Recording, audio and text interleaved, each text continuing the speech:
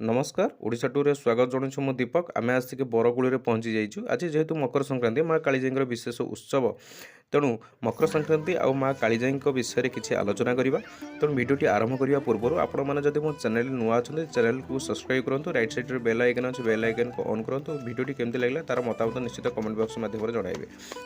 आपण को कालीजाई मंदिर को जावाई हेले आपण मानक बरकूल आसवाक पड़ो। बरकूल होउछि बालुगाँ ठूँ 8 किलोमीटर। एठू आपण को डंगा बुकिंग करने को पड़ो।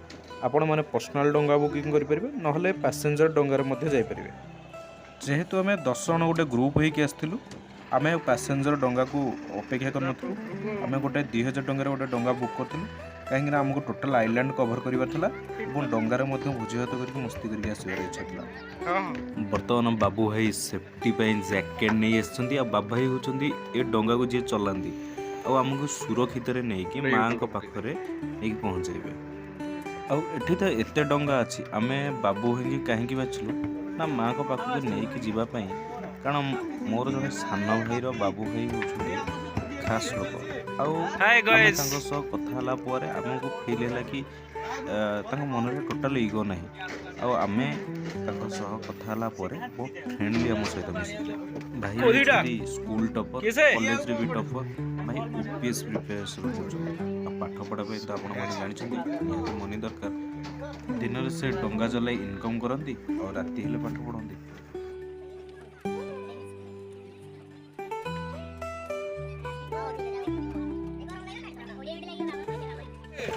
फाइनाली आमर डंगा बर्तमान स्टार्ट हो सारी आपण चिलिका मझी की गले आपको बढ़िया बढ़िया व्यू आपण देखिए।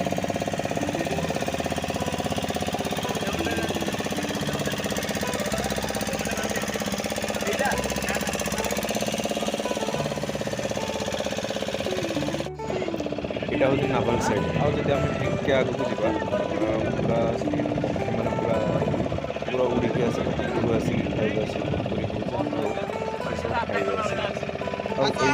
जस्ट टे आगे गले आम गंड प्लेस मझीटा देखी से गंडरे गोटे जाई नामक झील से शाशुघर को गला समय से गंडरे बुड़ी जाता कालीजाई परवर्ती दिन कालीजाई देखते माँ कालीजाई जो मंदिर अच्छी से पाखापाखि गोटे सन्ध्या तो सत्य आप जाने सन्ध्या है जना पड़ो आम सन्ध्या पर्यटन देखा सुर सन्तुष्टि।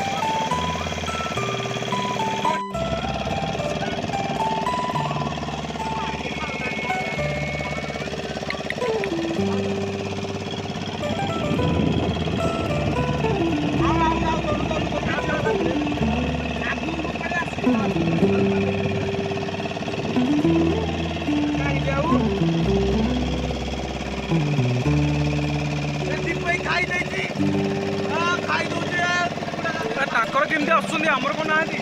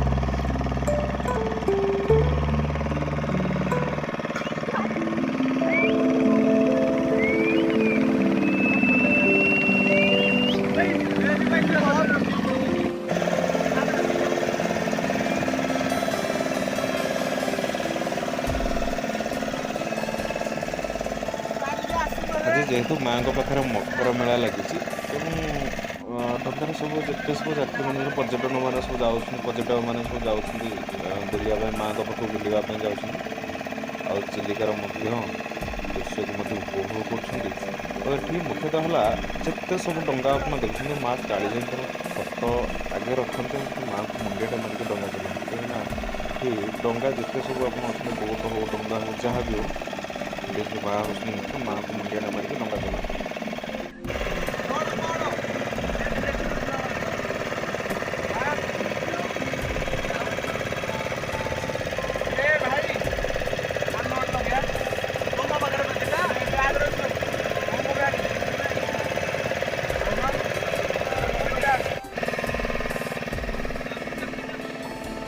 ये हूँ गरुड़ जोटा कि माने एथरे माने आप लग्जरीयस फिल गोटे करेंगे गोटे 25,000 टका देके एथरे माने बुकिंग करेंगे टोटाल लग्जरीयस फिल आप पूरा एकदम से ऊपर फिल माने ऊपर फ्लोर को जावाई अच्छे आप से ऊपर देखते केते माने 2-3 जन से ऊपर नहीं टोटाल आप 25,000 देखने टोटाल 1 डे पूरा आप से चिलिका मझे बुलाक पड़े जिते जहाँ हेले भी माने आमर खोला डंगार बसिकी चिलिकार दृश्य को उपभोग करवा आ से भितर 25,000 टका देकी ग्लास भितर टोटाल चिलिकार भ्यूटा को उपभोग करवा गोटे अनकम्फर्ट लगे जहाँ हेले भी खोला डंगा टोटाल एकदम चिलिकार टोटाल संपूर्ण दृश्यटा आप देखिपारे।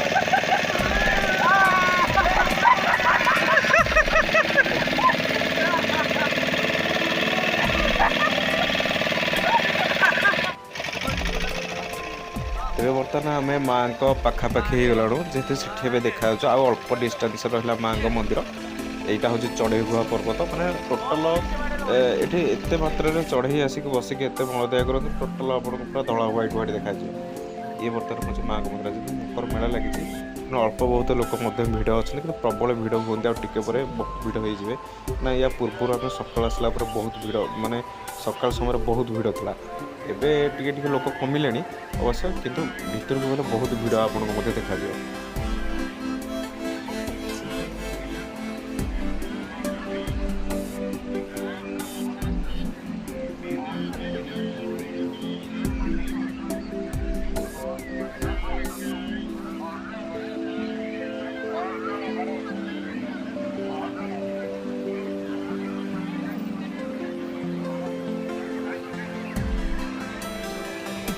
माँ को माँ फोटो आनवाटा माने एत संभव नुह कि मना अच्छे भर की कैमेरा नहीं जावाई कि भितर आपत भी आसती निश्चित मगर माछर कंटा माँ को पाखे पूजा हो माँ को आप आसिक दर्शन करके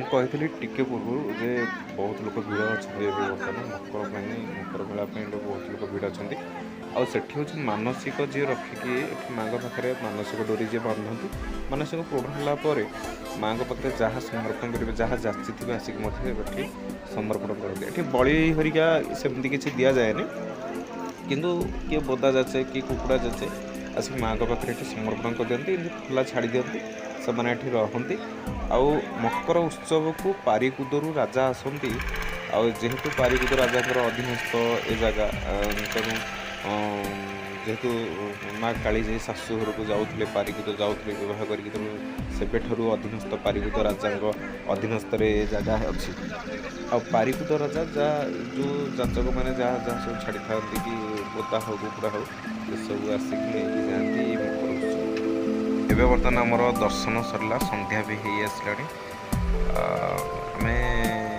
आमको रोसई करार अच्छी कहीं आम सका किसी भी खाइन डंगा भितर रोसई कर बाकी रहा जो कांदना स्वरटा आम शुणापी आसलु कि सेमती किसी न पचारू भितर कहीं भी कहती दिन बार देखिकी सेमती स्वर शुभा जाए माँ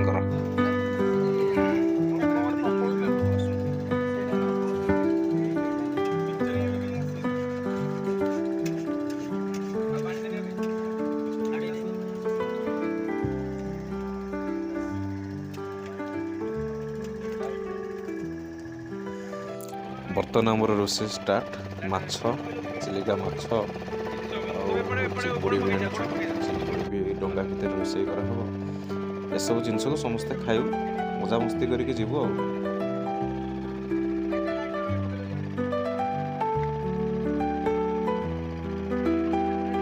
ମାଛ ଫ୍ରାଏ ସରିଲା। ବର୍ତ୍ତମାନ ଧୀରେ ଧୀରେ ମାଛକୁ ତ ସମସ୍ତେ ଖାଇବେ, ବାକି ରହିଲା ଚିଙ୍ଗୁଡ଼ି ବି ହେଇଯାଇଛି, ତରକାରୀ ହେଇଯାଇଛି। ବାସ୍ ଖାଇବା ଷ୍ଟାର୍ଟ ବର୍ତ୍ତମାନ। ଖାଇକି ସନ୍ଧ୍ୟା ବି କ'ଣ ରାତି ପାଖାପାଖି 7ଟା ହେଇଗଲାଣି। ଆଉ ଆମେ ଆସିକି କୂଳରେ ପହଞ୍ଚି ସାରିଛୁ।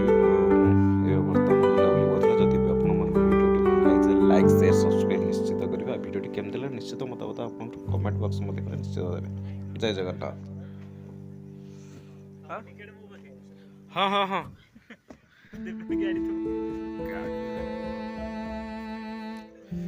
ଟିକେଟ୍ କହୁଥିଲା ବେଳେ ମନେ ପଡ଼ିବ ଚନ୍ଦନ କଥା। ଚନ୍ଦନ ପାଖରେ ଯୋଡ଼େ ଟିକେଟ୍।